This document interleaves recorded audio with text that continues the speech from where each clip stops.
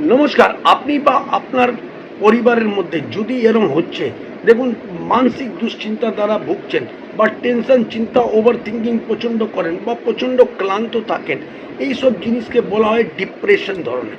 যদি কারোর বেশি ডিপ্রেশন হচ্ছে বা মানসিক দুশ্চিন্তা দ্বারা ভুগছে বা প্রচণ্ড হতাশ হয়ে আছেন, তাহলে আপনারা দেখুন, সে খাওয়ার তার হোশ জ্ঞান থাকে না।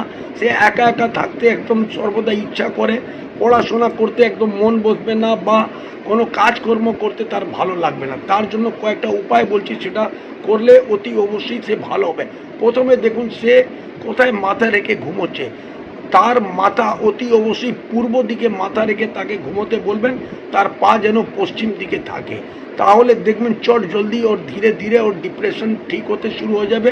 2 নম্বর হলো কাঁচা দুধের টিপ রোজ সকালে নিজের মাথায় লাগাবে। 3 নম্বর হলো কাঁচা দুধ দিয়ে স্নান যদি করতে শুরু করে দেয়, মানসিক দুশ্চিন্তা থেকে রেহাই পাবেই পাবে।